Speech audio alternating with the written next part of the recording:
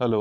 आज की वीडियो में हम करेंगे एक numerical problem relating to selection of a suitable product और सेल्स मिक्स की प्रोडक्ट मिक्स या सेल्स मिक्स हमने डिसाइड करना है।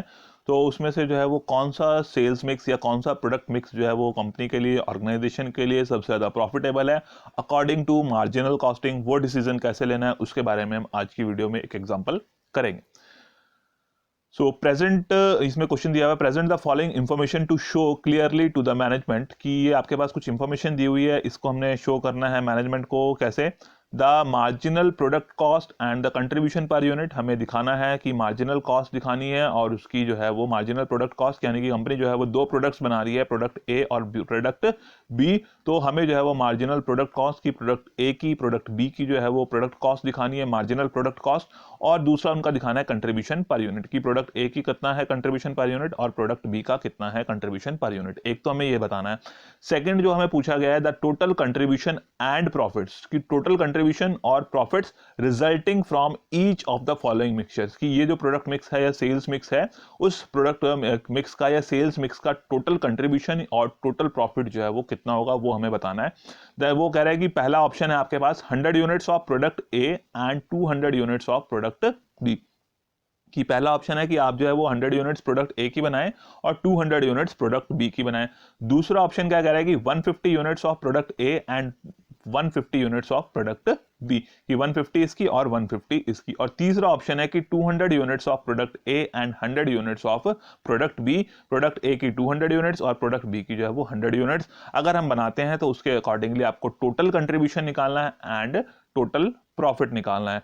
तो अगर इस तरह से जो है हमारे पास सिर्फ यहाँ पे, क्योंकि इसमें क्वेश्चन में सिर्फ हमसे यही पूछा गया है कि आप इसका टोटल कंट्रीब्यूशन और टोटल प्रॉफिट कैलकुलेट करें, बट इन केस की अगर आपसे ये भी पूछा जाता साथ में कि आप बताएं कि इनमें से कौन सा प्रोडक्ट मिक्स या कौन सा सेल्स मिक्स जो है वो कंपनी को चूज करना है, कौन सा प्रोडक्ट मिक्स या कौन सा सेल्स मिक्स का ऑप्शन जो है वो कंपनी के लिए बेटर है, तब आप क्या करेंगे, तब भी आपको यही टोटल कंट्रीब्यूशन और टोटल प्रॉफिट्स को कैलकुलेट करना है। और आप ये देखेंगे कि इन तीन मिक्सचर्स में से, इन तीन सेल्स मिक्स में से या प्रोडक्ट मिक्स में से किस प्रोडक्ट मिक्स में जो है वो प्रॉफिट या कह लें कि टोटल कंट्रीब्यूशन जो है वो हाईएस्ट रहेगा, उस सेल्स मिक्स को जो है वो कंपनी को चूज करना चाहिए, उसके अकॉर्डिंगली कंपनी को प्रोडक्शन करनी चाहिए। ठीक है, तो यहां पर सिर्फ वैसे हमसे यही पूछा गया है कि हमें जो है वो टोटल कंट्रीब्यूशन और टोटल प्रॉफिट्स को कैलकुलेट करना है।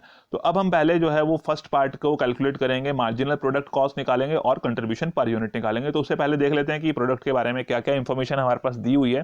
तो ये कुछ पर्टिकुलर इंफॉर्मेशन दी हुई है प्रोडक्ट ए के बारे में और बी के बारे में, और ये जो अमाउंट्स हैं they are per unit basis पर, ये अमाउंट्स जो है वो पर यूनिट बेसिस पर हमें दी हुई है।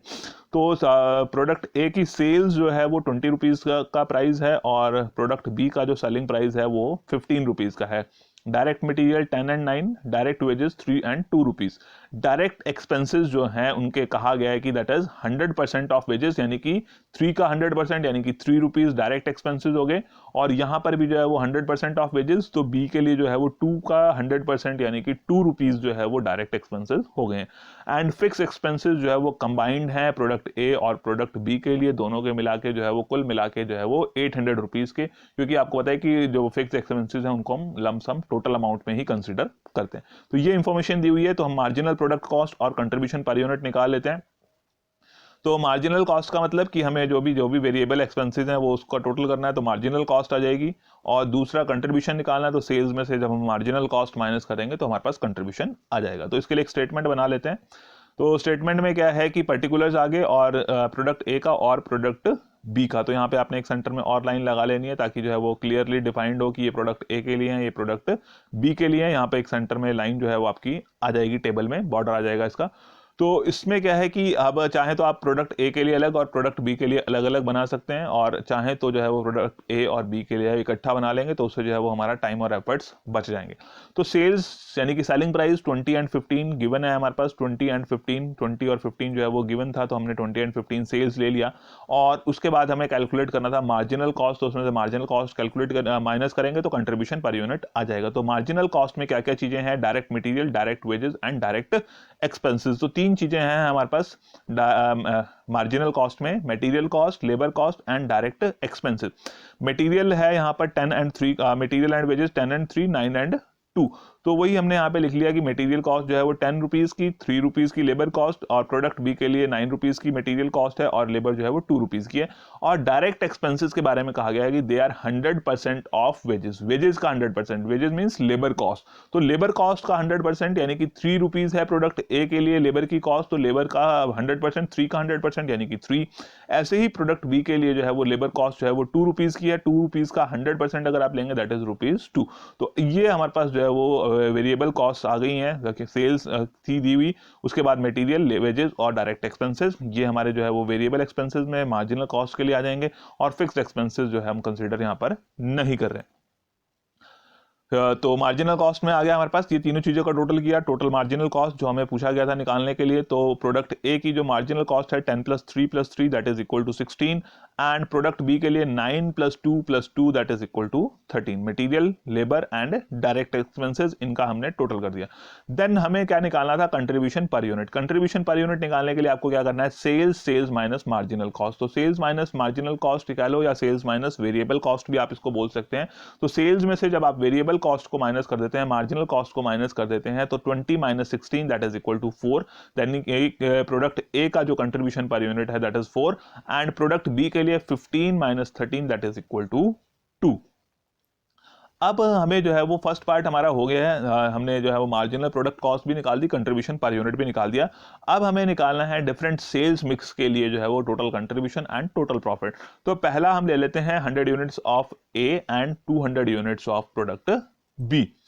तो इसमें क्या है कि आपका 100 units of product A and 200 units of product B. तो पहले कंट्रीब्यूशन देख लेते हैं, टोटल कंट्रीब्यूशन कितना बनेगा।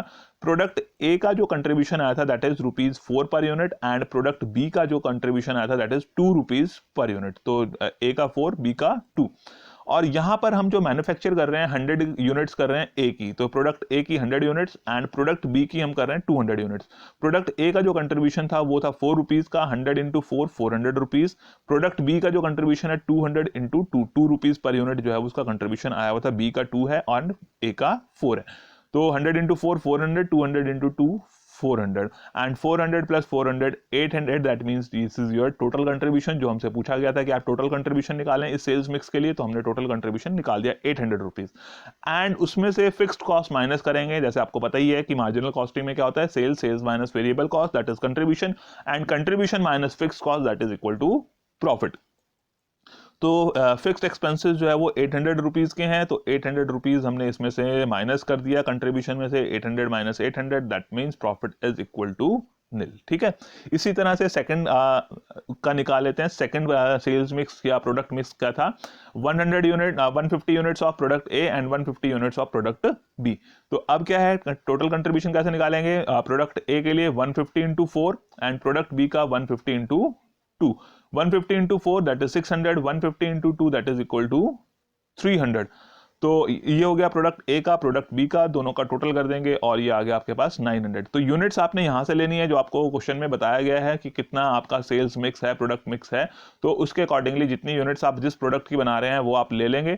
और साथ में कंट्रीब्यूशन के बारे में क्या है कि हमें पता है कि प्रोडक्ट ए का जो कंट्रीब्यूशन हमने कैलकुलेट किया था पर यूनिट 4 है, बी का जो है वो 2 है। यहाँ पे बार बार आपको वो टोटल कैलकुलेट करने की जरूरत नहीं है, आप जो कंट्रीब्यूशन कैलकुलेट करने की जरूरत नहीं है, जो आपने स्टार्टिंग में जो स्टेटमेंट बनाई थी उसी से आप जो है इसको ले सकते हैं। तो टोटल कंट्रीब्यूशन आपका आ गया 900, उसमें से हमने माइनस कर दिया फिक्स्ड एक्सपेंसेस। फिक्स्ड एक्सपेंसेस दिए हुए थे 800 एंड प्रॉफिट आ गया हमारे पास 100। तो टोटल कंट्रीब्यूशन का मतलब है कि हमने जो है वो कंट्रीब्यूशन निकालना है दोनों प्रोडक्ट्स का मिला के कितना कंट्रीब्यूशन बन रहा है। तो ये था सेकंड ऑप्शन उसका बी पार्ट का। और जो लास्ट जो थर्ड पार्ट है उसमें थर्ड पार्ट है सेकंड ऑप्शन का, 200 यूनिट्स अगर हम प्रोडक्ट ए की बनाते हैं और 100 यूनिट्स प्रोडक्ट बी की बनाते हैं, तो उसमें क्या है कि टोटल कंट्रीब्यूशन कैसे निकलेगा, प्रोडक्ट ए के लिए 200 यूनिट्स हमने बनाई है, यहाँ से 200 यूनिट्स, और प्रोडक्ट ए के लिए जो कंट्रीब्यूशन हमारे पास कैलकुलेट करके आया था दैट इज ₹4। तो 200 × 4 that is equal to 800। 800 rupees जो है वो कंट्रीब्यूशन आ गया आपके पास प्रोडक्ट ए का। और बी की कितनी यूनिट्स बनाई है हमने, बी की बनाई है सिर्फ और सिर्फ 100 यूनिट्स। तो 100 यूनिट्स पे हमें जो कंट्रीब्यूशन मिल रहा है दैट इज ऑफ ₹2। 100 यूनिट्स पर बी पे जो है, क्योंकि बी का कंट्रीब्यूशन पर यूनिट ₹2 आया हुआ था और ए का जो कंट्रीब्यूशन पर यूनिट था वो 4 आया हुआ था। तो 100 यूनिट्स पे ₹2 के हिसाब से 200 हो गए, and 800 + 200 that is equal to 1000। और 1000 में से जो है हम फिक्स्ड एक्सपेंसेस माइनस कर देंगे, तो फिक्स्ड एक्सपेंसेस हमारे पास 800 दिए हुए हैं क्वेश्चन में, और उसमें से 1000 में से 800 माइनस किए, प्रॉफिट आ गया 200।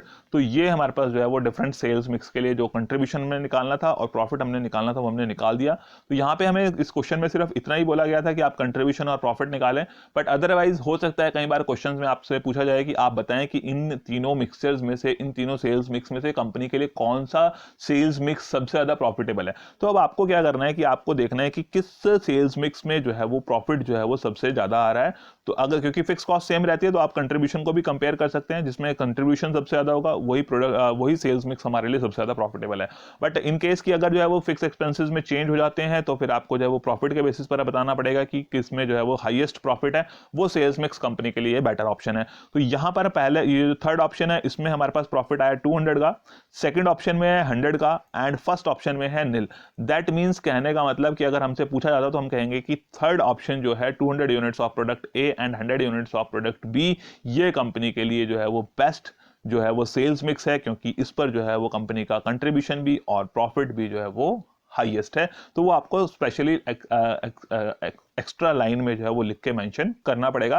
सिर्फ ये तो आपने कैलकुलेशन की है, बट इसकी इंटरप्रिटेशन भी बतानी पड़ेगी कि क्यों कंपनी के लिए जो है वो थर्ड ऑप्शन बेटर है, क्योंकि इस ऑप्शन में कंपनी के लिए जो है वो टोटल कंट्रीब्यूशन और प्रॉफिट जो है वो बाकी दोनों सेल्स मिक्स से जो है वो के कंपैरिजन में सबसे ज्यादा है। तो इसलिए कंपनी को जो है वो इसका ये वाला सेल्स मिक्स जो है वो यूज करना चाहिए, यानी कि 200 यूनिट्स ए की और 100 यूनिट्स बी की बनानी चाहिए।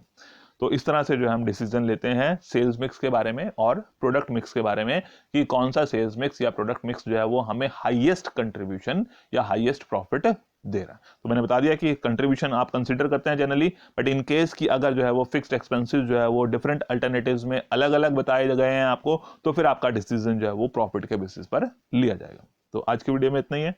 Okay, thank you.